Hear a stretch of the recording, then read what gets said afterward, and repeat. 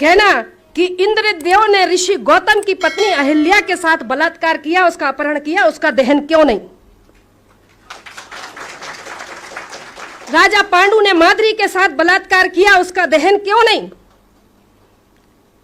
ऋषि पाराशर ने केवट की बेटी सत्यवती को भगा करके ले गया और उसका बलात्कार किया, उसका दहन क्यों नहीं?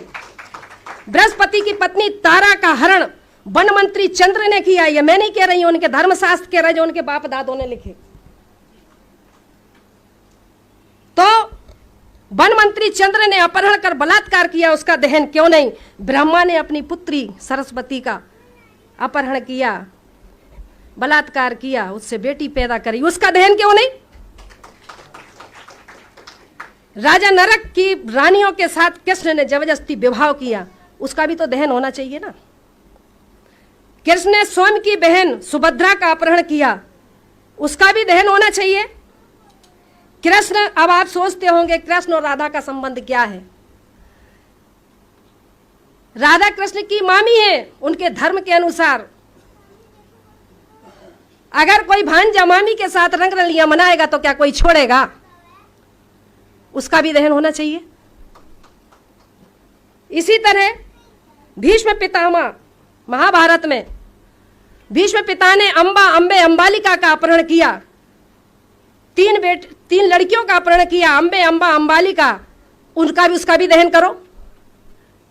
रावण का दहन करेंगे क्योंकि वो अनार था, वो हमारा मूल निवासी राजा था, उसको कहते हैं ब्राह्मण है। वाल्मीकि जो को कहते हैं ब्राह्मण है। आज हमारा जो भंगी समाज है, वाल्मीकि समाज है, वो सोचता है कि वाल्मीकि जी ने रामायण लिखी। अगर रामायण लिखी तो सुंदरकांड के दोहा क्रमांक 58 में यह क्यों लिखा कि ढोल गवार शूद्र पशु नारी सकल तारणा के अधिकारी? क्यों लिखा? यह लिखा है।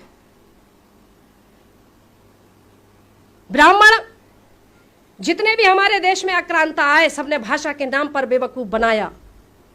आर्यों ने संस्कृत के नाम पर, आर आए, हुण आए, शक आए, फ्रांसीसी आए, मुगल आए, अंग्रेज आए, सब तो हमें बेवकूफ बनाएगा, क्योंकि ये देश सोने की चिड़िया था, इसमें दूध की नदियां बहती थीं। इस देश को लूटने वाले यही है। 4 वर्ण बनाए, 4 धाम बनाए, 4 यज्ञ बनाए। यज्ञ कौन से थे मालूम है आपको? यज्ञों के नाम पर नर बलि दी जाती थी, यज्ञों के नाम पर पशु बलि दी जाती थी, यज्ञों के नाम पर गौ की बलि दी जाती थी। वो उन्होंने नर बलि, गौ बलि, अश्व बलि, राम ने किया ना अश्वमेघ यज्ञ, सुना है ना? अश्वमेघ यज्ञ, नर बलि, पशु बलि, अश्व बलि और कन्या बलि, ये बलियां दी जाती थी। बलि के नाम पर मांस भक्षण करना और सोमरस पीना, ऋग्वेद में ब्रह्मा कहता है, ऋग्वेद में ब्रह्मा कहता है, हे ब्रह्माणी, तुम तो मुझे गऊ का मांस इतना खिलाती हो कि मैं खा खा के सांड जैसा हो गया। ऋग्वेद में लिखा, मैंने नहीं लिखा ऋग्वेद, पढ़ लो। चैलेंज करना है तो पढ़ लो उठा करके। धर्मशास्त्रों को आस्था के नाम पर मत पढ़ो, परखने के नाम पर पढ़ो। अगर वाकई में समाज के शुभ चिंतक हो तो वैज्ञानिक तौर पर उसको समझना सीखो। हनुमान ने सूरज निगल लिया, 54 पे तो यहाँ आदमी मरने लगते हैं, 2.5 करोड़ डिग्री सेल्सियस उसका तापमान है, कैसे निगल लिया? सूर्य का जो व्यास है पृथ्वी से 13 लाख गुना बड़ा है, कैसे निगल लिया? कपोल कथाएं लिख लिख करके इस मासूम बेबस मजबूर समाज को गुमराह करने का काम किया। साथ मैंने मेरे मिस्टर से कहा कि अगर घर में रहूंगी और मरूंगी तो मरीज कहलाऊंगी, लेकिन समाज के लिए काम करते हुए मरूंगी तो शहीद कहलाऊंगी।